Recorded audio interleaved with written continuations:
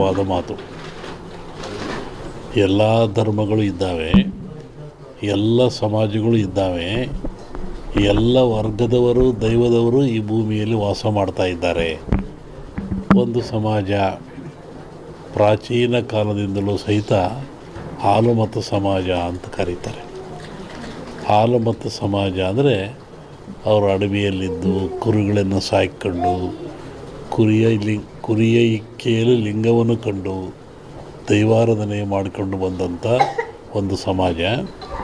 ಪ್ರಕೃತಿಯ ಮೇಲೆ, ಗಾಳಿಯ ಮೇಲೆ, ಭೂಮಿಯ ಮೇಲೆ ಅವರು ಅಡವಿಯಲ್ಲಿದ್ದ ಕಂಡದ್ದು, ತಿಳಿದದ್ದು, ನೋಡಿದ್ದು, ಅನುಭವಿಸಿದ್ದನ್ನು ಹೇಳ್ತಾ ಬಂದಿದ್ದಾರೆ. ಅದು ಕುರುವಿನ ರಟ್ಟು, ಕೆಲ ಕಡೆ ಕುರುಬು ರಟ್ಟು ಅಂತಾರೆ, ಅದು ಕುರುಹಿನ ರಟ್ಟು. ಮುಂದೆ ಏನಾಗಿ ಕುರು ಅಂತ ರಟ್ಟು ಅಂತಕ್ಕಂಥದ್ದು. ಹಾಲು ಕೆಟ್ಟರು ಹಾಲುಮತ ಸಮಾಜ ಕೆಡಲ್ಲ ಅಂತಾರೆ. ಹಕ್ಕ ಬುಕ್ಕರು ವಿಜಯ ಸಾಮ್ರಾಜ್ಯವನ್ನು ಕಟ್ಟಿದರು. ಇದು ಹೇಳೋ ಉದ್ದೇಶ ಏನು ಅಂತಂದರೆ, ಇವತ್ತು ಹಾಲುಮತ ಸಮಾಜದವ್ರ ಕೈಲಿ ರಾಜ್ಯದ ಅಧಿಕಾರ ಇದೆ. ಬಿಡಿಸಿಕೊಳ್ಳೋದು ಅಷ್ಟು ಸುಲಭ ಅಲ್ಲ. ಅವರಾಗೆ ಬಿಡಬೇಕೆ ಹೊರತು ನೀವು ಬಿಡಿಸಿಕೊಳ್ಳೋದು ಸುಲಭವಲ್ಲ. ಮುಂದಿನ ವಿಚಾರವನ್ನು ಯುಗಾದಿ ಮೇಲೆ ಹೇಳ್ತೀನಿ. ಒಂದು ಭವಿಷ್ಯದ ಚಿಂತನೆ ಏನು ಅಂದರೆ, ನಮ್ಮಲ್ಲಿ ಎರಡು ಭಾಗ ಮಾಡ್ತಾರೆ. ಒಂದು ಸಂಕ್ರಾಂತಿಯ ಭವಿಷ್ಯ, ಇನ್ನೊಂದು ಯುಗಾದಿಯ ಭವಿಷ್ಯ. ಸಂಕ್ರಾಂತಿಯ ಭವಿಷ್ಯ ರಾಜರಿಗೆ, ಮಹಾರಾಜರುಗಳಿಗೆ, ದೊಡ್ಡ ದೊಡ್ಡ ವ್ಯಾಪಾರಸ್ಥರಿಗೆ ಮತ್ತು ಅನೇಕ ಘಟನೆಗಳು ಬರುವಂಥದ್ದು ಸಂಕ್ರಾಂತಿ ಪುರುಷನ ಮೇಲೆ ಹೇಳುವಂಥದ್ದು. ಇದು ಯುಗಾದಿ ಮೇಲೆ ಬರುವದ್ದು ಯಾವುದು ಅಂದರೆ ಚಂದ್ರಮಾನ ಯುಗಾದಿ. ಚಂದ್ರನನ್ನು ಆಧಾರವಾಗಿರಿಸಿಕೊಂಡು ಮಳೆ, ಬೆಳೆ, ನಾಡಿನ ಸುಭಿಕ್ಷತೆ, ಆಗುಹೋಗುಗಳು, ರಾಜರು, ಆಳ್ವಿಕೆಗಳು, ಅವಘಡಗಳು, ದುಃಖ ದುಮ್ಮಾನಗಳು, ಸಂತೋಷಗಳು, ಇದ್ರ ಮೇಲೆ ಹೇಳುವಂಥದ್ದು ಯುಗಾದಿಯ ಸಂವತ್ಸರ ಫಲ ಅಂತ. ಇನ್ನೂ ಒಂದು ತಿಂಗಳು ಲೇಟ್ ಇದೆ ಯುಗಾದಿ. ಅದರಿಂದ ಆ ಫಲಗಳ ಹೇಳೋದು ಸ್ವಲ್ಪ ಕಷ್ಟ. ಈಗ ನೀವು ಕೇಳುವಂಥದ್ದು ಏನು ಅಂತಂದರೆ, ಮಳೆ ಬೆಳೆಗಳು, ಆರೋಗ್ಯ ಮುಖ್ಯವಾಗಿ. ನಮ್ಮ ದೃಷ್ಟಿಯಲ್ಲಿ ಕರ್ನಾಟಕಕ್ಕೆ ಬರುವ ಸಂವತ್ಸರದಲ್ಲಿ ಯಾವುದೇ ವಿಧವಾದ ತೊಂದರೆ ತಾಪತ್ರಯಗಳಿಲ್ಲ. ಮಳೆ ಬೆಳೆಗಳು ಚೆನ್ನಾಗಿ ನಡೀತವೆ, ಸುಭಿಕ್ಷತೆ ಇರ್ತದೆ ಮತ್ತು ನಾಡಿನಲ್ಲಿ ಯಾವುದೇ ಕೊರತೆ ಕಾಣ್ತಾ ಇಲ್ಲ.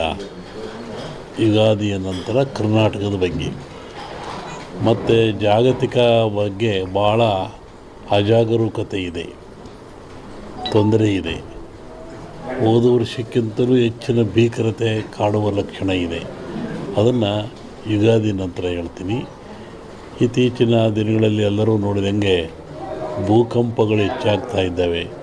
ಇದನ್ನು ಒದರಿಸುವೆ ಹೇಳಿದ್ವಿ ನಾವು. ಇದನ್ನು ಭೂಕಂಪಗಳು, ಭೂಮಿ ಅಗಲತಕ್ಕಂಥದ್ದು, ಜನರಿಗೆ ಸಾವು ನೋವು ಆಗ್ತಕ್ಕಂಥದ್ದು, ಕಟ್ಟಡಗಳು ಬೀಳ್ತಕ್ಕಂಥದ್ದು, ಇದು ಮುಂದುವರಿದ ಜೊತೆಗೆ ಭೂ ಸುನಾಮಿ, ಜಲ ಸುನಾಮಿ, ಬಾಹ್ಯ ಸುನಾಮಿ ಅಂತ. ಇಲ್ಲಿವರೆಗೂ ಬರೀ ಜಲ ಸುನಾಮಿ ಆಗ್ತಾಯಿತ್ತು. ಸಮುದ್ರದಲ್ಲಿ, ಸಾಗರದಲ್ಲಿ ಸುನಾಮಿ ಬಂದು ತೊಂದರೆ ಆಗ್ತಾಯಿತ್ತು. ಈ ಸತಿ ಭೂ ಸುನಾಮಿನೂ ಇದೆ. ಭೂಮಿ ಒಳಗೆ ಸುನಾಮಿಯಾಗಿ ಕಂದಗಾಗ್ಲಕ್ಷಂದು ಜಲ ಸುನಾಮಿನೂ ಹೆಚ್ಚಿದೆ. ಬಾಹ್ಯ ಸುನಾಮಿ ಅಂತ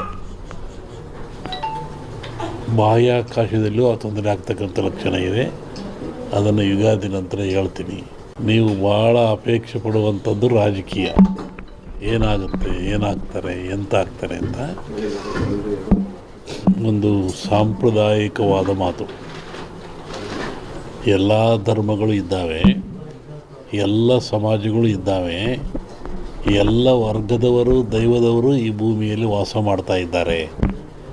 ಒಂದು ಸಮಾಜ ಪ್ರಾಚೀನ ಕಾಲದಿಂದಲೂ ಸಹಿತ ಹಾಲುಮತ ಸಮಾಜ ಅಂತ ಕರೀತಾರೆ.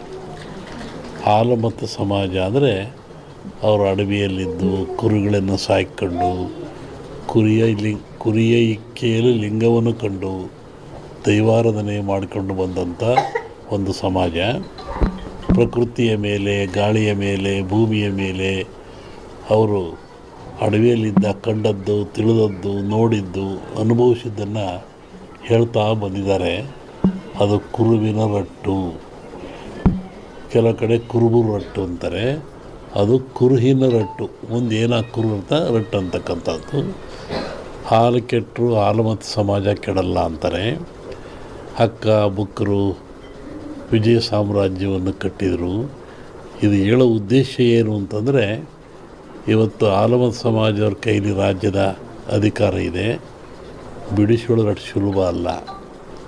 ಅವರಾಗೇ ಬಿಡಬೇಕೆ ಹೊರತು ನೀವು ಬಿಡಿಸ್ಕೊಳ್ಳೋದು ಸುಲಭವಲ್ಲ. ಮುಂದಿನ ವಿಚಾರವನ್ನು ಯುಗಾದಿ ಮೇಲೆ ಹೇಳ್ತೀನಿ. ಹಾಗಾಗಿ ಒಂದು ಭವಿಷ್ಯದ ಚಿಂತನೆ ಏನು ಅಂದರೆ, ನಮ್ಮಲ್ಲಿ ಎರಡು ಭಾಗ ಮಾಡ್ತಾರೆ. ಒಂದು ಸಂಕ್ರಾಂತಿಯ ಭವಿಷ್ಯ, ಇನ್ನೊಂದು ಯುಗಾದಿಯ ಭವಿಷ್ಯ.